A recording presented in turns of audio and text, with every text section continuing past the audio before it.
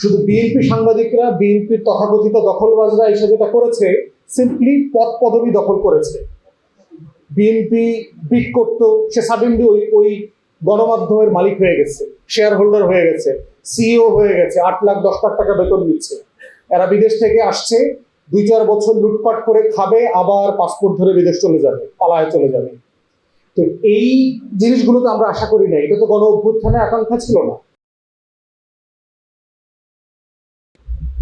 বিসমিল্লাহির রহমানির রহিম। প্রিয় উপস্থিতি, মেহমানবৃন্দ, সাংবাদিক ভাই বোনেরা, আসসালামু আলাইকুম। প্রথমত হচ্ছে যে আমরা জুলাইয়ের শহীদ আহত সাংবাদিক ভাইদের প্রতি, বোনদের প্রতি আমাদের কৃতজ্ঞতা, তাদের রুহের মাগফিরাত কামনা করছি, সুস্থতা কামনা করছি। এবং এই পার্টি আসলে এই ক্রেডিটটা নিতে পারে যে শুধু মূলধারার সাংবাদিক না, আমাদের যাদেরকে আমি যেটা গ্লোবালি পরিচিত শব্দ সিটিজেন জার্নালিজম, যারা জনগণের হয়ে সাংবাদিকতা করেন, সেই অথবা মোবাইল জার্নালিস্ট যে নামে আপনারা ডাকেন, তাদেরকে শ্রদ্ধা, সম্মান, কৃতজ্ঞতা এবং আপনাদের কাজের স্বীকৃতি আমরাই প্রথম দিয়েছি। আপনাদের এখানে অনেকে মনে থাকার কথা, 24-এর পরে আপনাদেরকে নিয়ে গেট টুগেদার করা, ইফতার করা, আমাদের পার্টি অফিসে আমরা যাদেরকে চিনি, যাদেরকে পেয়েছি, আপনাদের সবাইকে আমরা দাওয়াত দিয়েছি, আমরা একসাথে ইফতার করেছি, আপনাদের অ্যাসোসিয়েশনের নেতৃবৃন্দকে আমরা ডেকেছি। তো আমাদের পক্ষ থেকে যতটুকু এই ডিজিটাল সাংবাদিকতা যারা করছেন তাদেরকে স্বীকৃতি দেওয়ার চেষ্টা আমরা করছি।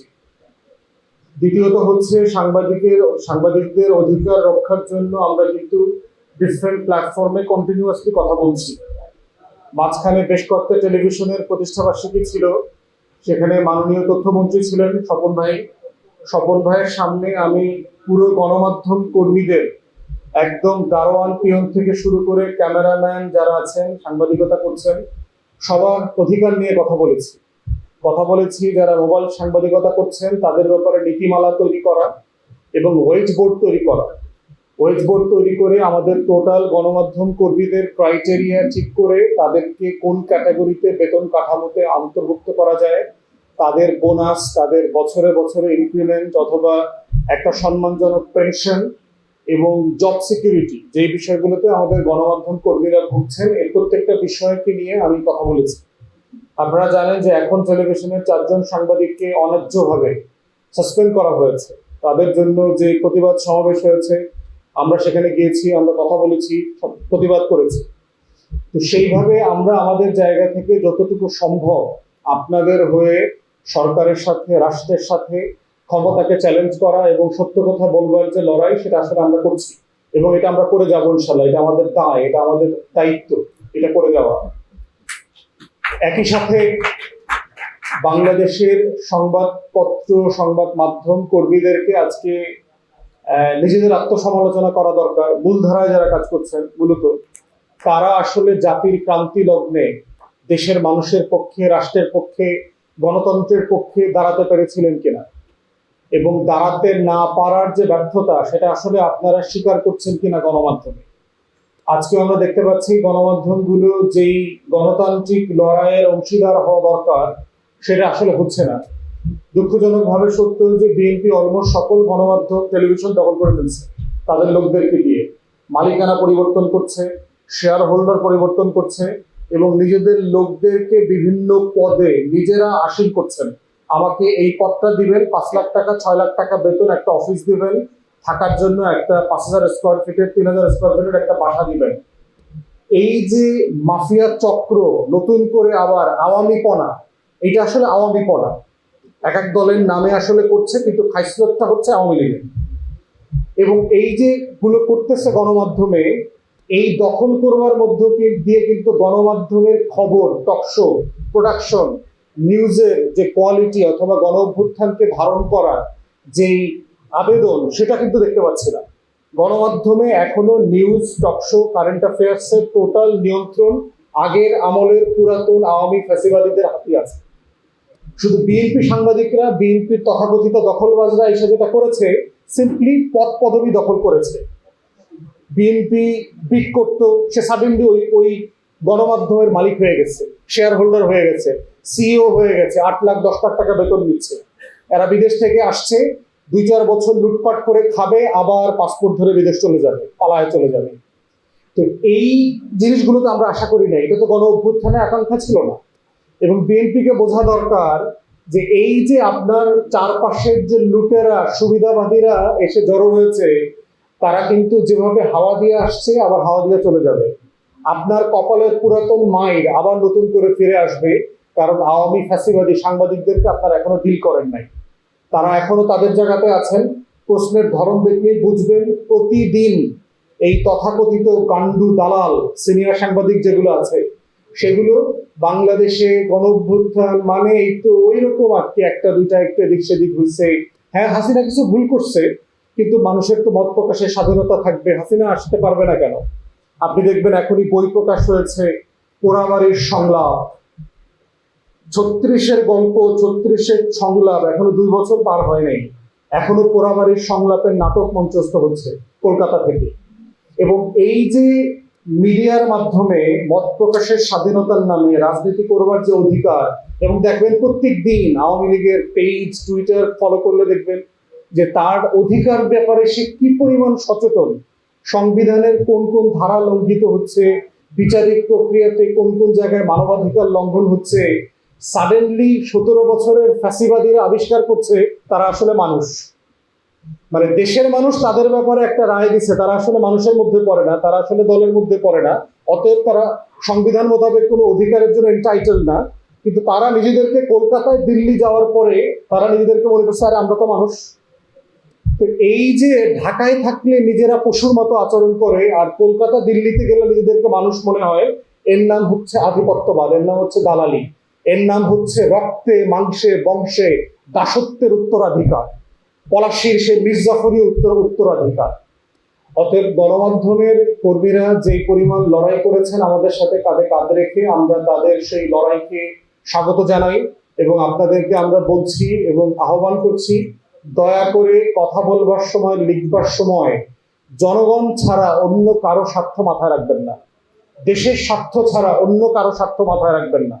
যেখানে যেখানে আমাদের অথবা আমাদের সাথে যাদের ভালো সম্পর্ক আছে তাদের ন্যায্য সমালোচনা করা দরকার, সার্টেনলি করতে হবে। যেটা রাজীব ভাই কারেক্টলি বলেছে, আসলে প্রশংসা করার থেকে হচ্ছে দায়িত্ব পালন করেছেন। এই দায়িত্ব পালন করাটা কি 24-এ আমাদের কাছে বেশি অতিরিক্ত মনে হয়েছে কেন? আওয়ামী ফ্যাসিবাদের কারণে। কারণ 17 বছর সাংবাদিকরা তাদের দায়িত্ব পালন করেন নাই। যদি করত তাহলে বাংলাদেশে এই ফ্যাসিবাদ কায়েম হইতে পারত না। জুলাইতেও আমাদের তথাকথিত সিনিয়র কলামিস্ট, ডেপুটি এডিটররা কলাম লিখতেছে যে এইটাকে কোনোভাবে একটু ম্যানেজ করে ফেলা যায় কিনা। এখন দেখবেন আলোচনা করতেছে যে মোদি পারলো, দিদি পারলো না কেন? ককরোচ জনতা পার্টিতে দেখছেন না, আন্দোলন তো বেশি দূর গড়াইলো না, তো ঠান্ডা হয়ে যাচ্ছে তো আস্তে আস্তে। এখন সবাই মিলে আলোচনা করতেছে, এই বাংলার কিছু গান্ডু সিনিয়র আর ওই বাংলার কিছু গান্ডু, দুই গান্ডু মিলে, দুই দালাল মিলে আলোচনা করতে পারতেছে এই পারে মোদি পারলো, ওই পারে দিদি পারলো না কেন। মানে আপনি মনস্তত্ত্ব চিন্তা করে দেখেন, তাহলে সাংবাদিক ভাই বোনদের দায়িত্ব কি? এই লাইনগুলোকে প্রশ্ন করা, এই লাইনগুলোকে জাতির কাছে ধরায় দেওয়া। এই ধরায় দিতে পারাটা হচ্ছে আপনার দায়, জাতির প্রতি, কোনো দলের প্রতি না, রাষ্ট্রের প্রতি।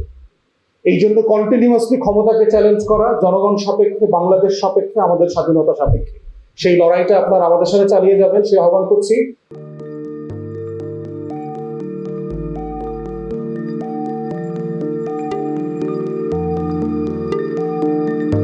পহেলা জানুয়ারি 2026 ইউটিউব জার্নালিজমের অগ্রদূত changeTV.press সংগ্রাম মুখর 7 বছর পেরিয়ে পা রাখলো গৌরবান্বিত 8 বছরে। এই আনন্দ প্রহরে সবাইকে নিরন্তর শুভেচ্ছা।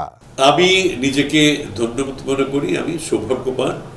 চেঞ্জ টিভির পক্ষ থেকে আমার সাক্ষাৎকার নেওয়ার জন্য তারা আসছেন এবং চেঞ্জ টিভি দীর্ঘ 8 বছর ধরে এই কাজগুলি করছে। আমি তারা অনেক ভালো কাজ করেছেন, দেশের মানুষের সুখ দুঃখের কথা প্রত্যক্ষ তুলে ধরছেন। আমার আশা থাকবে চেঞ্জ টিভি সামনের দিকে উত্তরোত্তর আরও সমৃদ্ধ হবে। একটাই শুধু আমাদেরকে উপদেশ দিতে চায় তাদের কাছে, সেটা হচ্ছে সত্য কথাটা মানুষের সামনে তুলে ধরা, মানুষের ভিতরে কি চায় তাদেরটা তুলে ধরা, মানুষের প্রত্যাশা তুলে ধরা এবং মানুষের মধ্যে এই যে দেশাত্মবোধটা এবং সত্যবাদীটা এটা জাগরণ করে চেঞ্জ টিভির সামনে থেকে এগিয়ে যাবে এবং যারা দেশের কথা চিন্তা করে এবং দলমত নির্বিশেষে যে লোকগুলো আছে তারা দেশের কথা চিন্তা করে, দেশের উন্নয়নের কথা চিন্তা করে, কোনো পক্ষপাতিত্ব করে না, তাদের বক্তব্য দেশের মানুষের তুলে ধরা, এই কাজগুলি সামনে এগিয়ে নিয়ে যাবে, এটা আমার প্রত্যাশা। অনেক ধন্যবাদ আপনাদেরকে, দেশবাসীকে, দেশবাসী সবাইকে আমি ধন্যবাদ জানাচ্ছি। changeTV.press, এক ফোঁটা হলুদ নেই। আমরা শুধু আপনাদের কাছে একটাই আবেদন করব, মিথ্যার পিছনে দৌড়বেন না, সত্যকে ধারণ করেন, সত্যকে জনগণের কাছে তুলে ধরেন। সেটা যতই কঠিন হোক না কেন পিছপা হবেন না, ভয়ের কোনো কারণ নাই। আল্লাহর সাথে থাকেন, আল্লাহ আপনাকে সাহায্য করবে।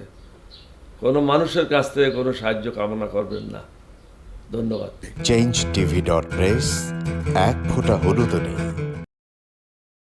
হ্যাঁ, চেঞ্জ টিভি আমি বিশেষ কারণে দেখি সুযোগ পেলে, বিশেষ করে তোমার অনুষ্ঠানটা যখন হয় আগে পরে আমি দেখে থাকি, ভালো লাগে, উপস্থাপনা ভালো, মোটামুটি সব কিছু ভালো। আমি তাদের শুভকামনা করি এবং চেঞ্জ টিভি আমি আশা করি সবসময় নিরপেক্ষ, যেহেতু এই চেঞ্জ টিভিটা সংবাদ প্রচারের একটা মাধ্যম, সুতরাং সঠিক সংবাদটাই চেঞ্জ টিভি প্রচার করবে, এটাই আমার কামনা থাকবে তাদের কাছে, সেই সঙ্গে আমার শুভেচ্ছা থাকবে। changeTV.press, এক ফোঁটা হলুদ নেই। সুপ্রিয় দর্শক, এই চেঞ্জ টিভি বিগত